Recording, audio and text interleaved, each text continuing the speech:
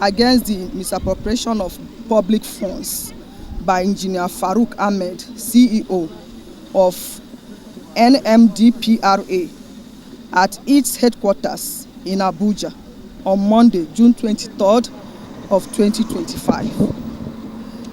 Fellow Nigerians, defenders of public integrity, civic advocates, energy justice campaigners, and all patriots gathered here today, we stand before this building not in celebration, not in consultation, but in confrontation with a system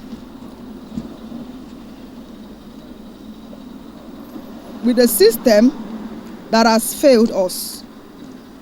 We are here to make a declaration, not of war, but of principle, not of speculation, but of truth, not of suggestion, but of demand.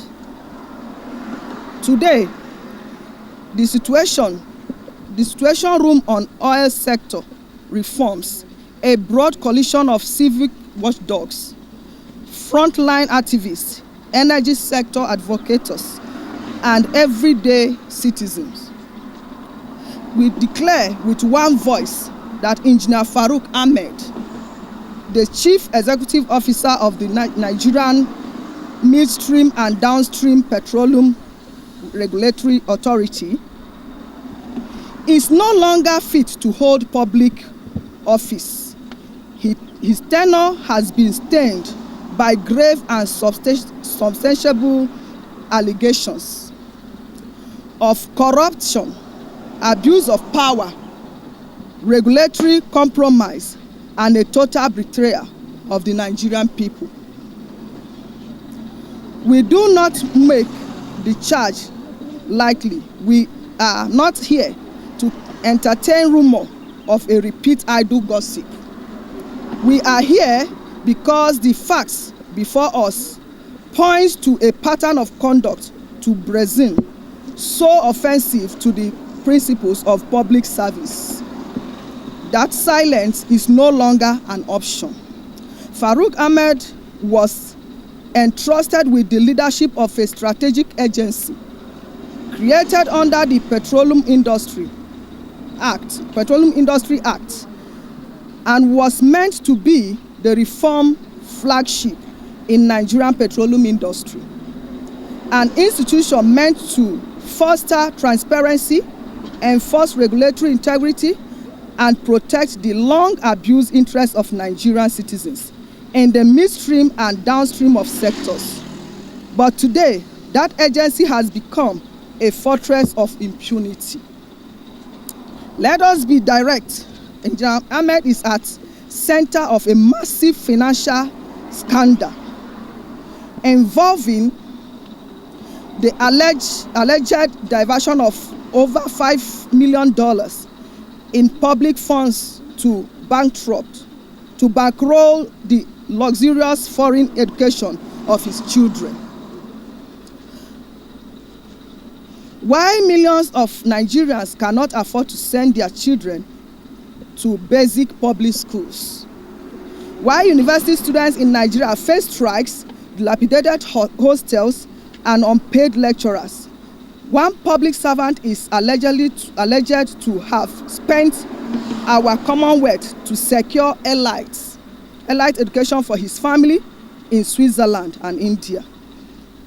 His 4 children, Faza Farouk Jr., Ashraf, and Fahana, were enrolled in some of the most expensive schools in the world, $80,000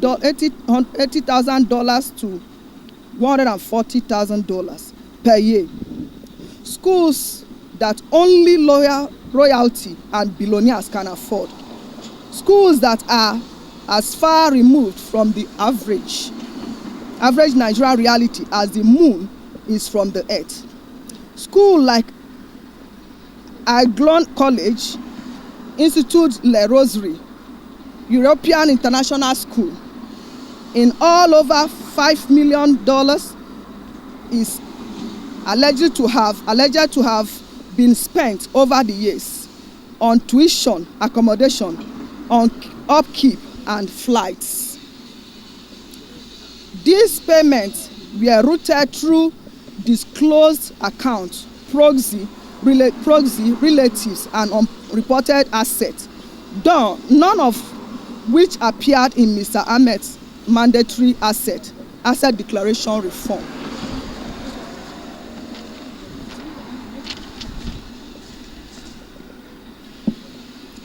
This is not just unethical. It is potential criminal. This law is clear. Public officers must declare all assets. Public officers must not benefit from any advantages that compromises their impartiality. Public officers must not divert public funds or use the privileges of office to enrich themselves or their families. And yet, here we are, faced with overwhelmed evidence that points to exactly that. We are also aware that Mr. Ahmed's son, Faisal, was recruited into Oando PLC, a company directly under the regulatory jurisdiction of the NMDPRA. This is a clear conflict of interest.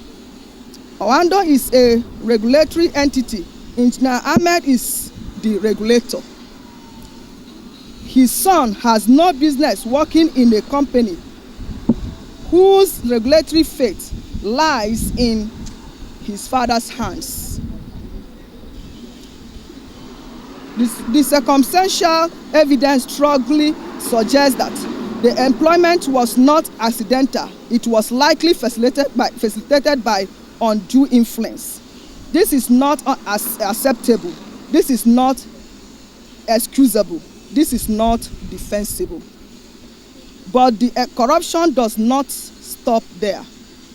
While local refineries struggle to break even, while Nigeria battles to build domestic refinery capacity, it is Mr. Ahmed, this same CEO, who has publicly determined the output of the Dangote refinery without providing a shred of technical evidence. His statements carries a major news outlet suggested that diesel produced by Dangote might not meet regulatory qualities, but independent laboratory results confirmed that the opposite. The diesel was clean. It met international standards. The only thing it did not meet was the expectation of the fuel importation cartel. Mr. Ahmed appears desperate to protect. Under his leadership, NMDPRA issued permit for the importation of diesel with sulfur content as high as 2,000 parts per million. 40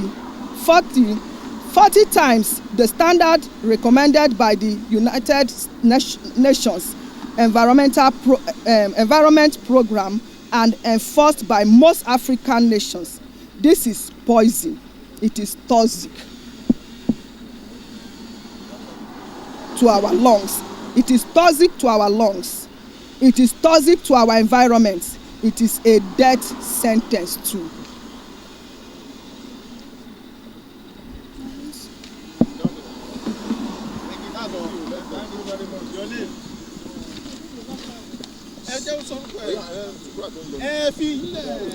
I remain Mrs.